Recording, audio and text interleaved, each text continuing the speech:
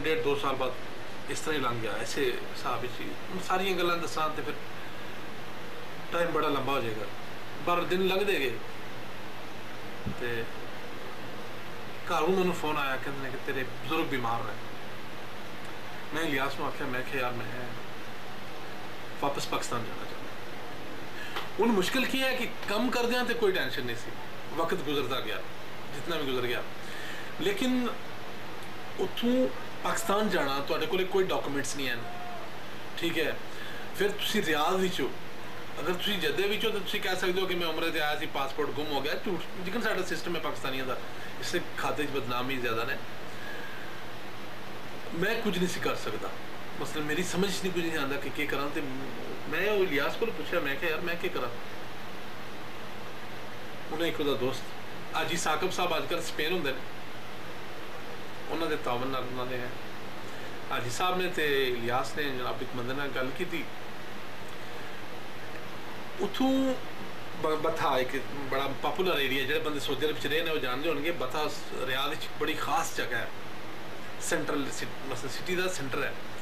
अच्छा तो उत्थे ना एक उन्हें बंगाली ने गल की, उन्हें कहा जी तुहाडे कोल 350 रियाल लाँगा तो तुहाडा बंदा इत्थों जद्दे पहुँचा दिया, फलाने टाइम पर फलाने होटल पर आ जाए बंदा, उन्हें लै जाओ, अगों मैनू लै जाओ, लै गए। अच्छा असी गए तो मैं कला नहीं सा, नाल मसलन 15-20 होर बंदे भी सन। अच्छा वो इंडियन एक बंदे का ट्रक सी जिहदे उन्हें सानू भालिया। अच्छा पिछे टाइड एक मसलन पाउडर है जो कपड़े धोने के काम आता है, टाइड क्लोरैक्स जिन्होंने पाकिस्तान च ब्लीच कहते हैं, वो टाइड क्लोरैक्स जोड़ा है वो पिछे उन्हें रखा सी, अगे खाली जगह च उन्हें बंदे पा लए। उन्हें सानू पेशाब करने वास्ते मिनरल वाटर दी बोतलें दित्तियां, खाली बोतलें। उन्हें कहा जी कि तुसी इत्थों लैके जद्दे तक 10-12 घंटे का सफ़र है, कोई तुसी मसलन गल नहीं करनी, जब मैं रुका ना रुका तुसी रौला नहीं पाना। जिस बंदे ने पेशाब करना है ना बोतलों च करना है, ठीक है। जिस बंदे ने कोई गलत किया डिस्टर्ब किया सारे फड़े जाओगे। बह गए सी औखे सौखे डिंगे पिंगे होके जिकन भी बहना बह गए, जद्दे पहुँचे। उन जद्दे पहुँचने तो बाद उत्थे बासरियां एक लड़का सी तारक, अजकल पाकिस्तान ही होंदा, उसनों आख्या कि हूँ तू दस भाई इतने हूँ क्या किया जाए। मसला पता क्या है कि बंदा वाकिफ होना जरूरी है कि हालात ने किस तरह होना है। उन्हें उत्थे मसलन मैंने उन्हें आख्या, उन्हें यार इतने खलोवी रोड के उत्ते पुलिस आएगी तेन फड़ लेगी। पर मैं बड़ा परेशान, मेरी इस परेशानी वास्ते जनाब वो इलियास भी साकब भी वो भी उत्थे आ गए।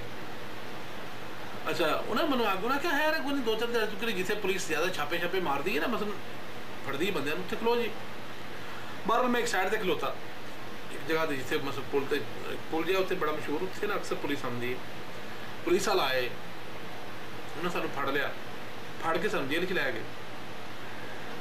पूछा उन्हें मेरे को, हाँ जी, मैं उन्होंने दसिया, मैं क्या भाई मैं उमरे से आया सन तो मेरा पासपोर्ट गुम हो गया है तो मैं पाकिस्तान जाना चाहता। ठीक उन्होंने रख लिया, सानू अंदर बाहर छड़िया, मसलन मुख्तलिफ कमरे बने सन 17-18 ने मेरे लिए। पाकिस्तान एम्बेसी हफ्ते 2 दफ़ा विजिट करती है उत्थे। पाकिस्तान एम्बेसी तरफों जनाब बंदे आए, एम्बेसी तो नहीं वो साडा कौंसल खाना है, उतों बंदे आए, उन्हें मेरे को एड्रैस जैस पूछा ना पूछा, मैं दसिया वो एक आउट पास छोटा जहा बना के देना, उन्होंने मैंने आउट पास बना के दिता। अच्छा मेरे को पैसे भी सन जेडे मैं ना वो शलवार के नेफे जेब च रखे।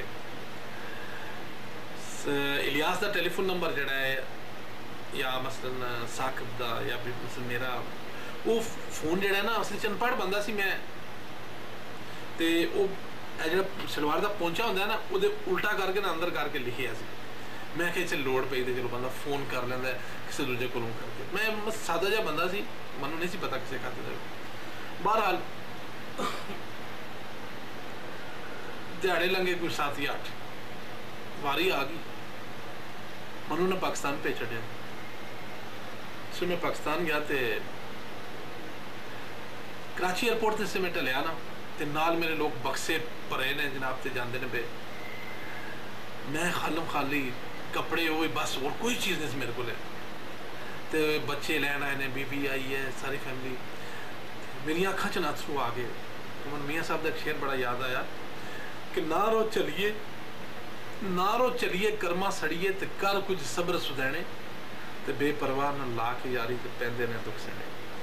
बहरहाल कराची तो बस बैठे, बस बह के लाहौर तो बासरियाँ आए, बासरियाँ आके ते जनाब उत्थे मसलन कपड़े शपड़े बदली किते, नहाते धोते, समान मैं पहले कार्गो कर छड़िया सी, उत्थों लैके रात रह के ते दूजे दिन दिहाड़ी मैं जनाब घर पहुँचा। इस सारी स्टोरी सुनाने का मकसद यह है कि काफ़ी मुश्किल होंदियां ने, जिथे कि भी टुर जाओ, मेहनत करो तो रब अपने मुल्क में सब कुछ दे सकता है। ठीक है, तो मेरी एक कोशिश तुहानू पसंद आई कि नहीं, मैं जज्बा लेकिन नहीं हो सकता जज्बा च मसलन कालम लिखा सी मैं उस वेले कुछ एडवांटेज सन, मसलन तुसी आए हो हूँ भी काफ़ी मुश्किल है इस मुल्क भी, थोड़े फिंगर प्रिंट होंगे, पता लग जाएगा बंदा कदों आया सी, आमदे एयरपोर्ट से फिंगर प्रिंट होंगे ने, जांदे भी होंगे ने, चीटिंग हूँ नहीं हो सकती, उस वेले हो गई सी। ठीक है, तो पर वक्त गुजर गया, अज वो बंदा पाकिस्तान में है, अपनी जिंदगी गुजारता पाया। तो मैं सिर्फ उन्होंने लोगों को आगाह करना चाहता सा कि काफ़ी मुश्किल ने जिहड़ियां बाहर के मुल्क सानू आउंदियां ने। पसंद आवे तो कॉमेंट्स जरूर दविया जे। आखिर सिर्फ इतना ही कहूँगा कि नदी किनारे बुलबुल बैठी ते पैन सुनहरी जोड़ा, जिंदगी रही तो फिर मिलांगे, दिल नहीं करना थोड़ा, सोने रब दे हवाले। खुदा हाफिज़।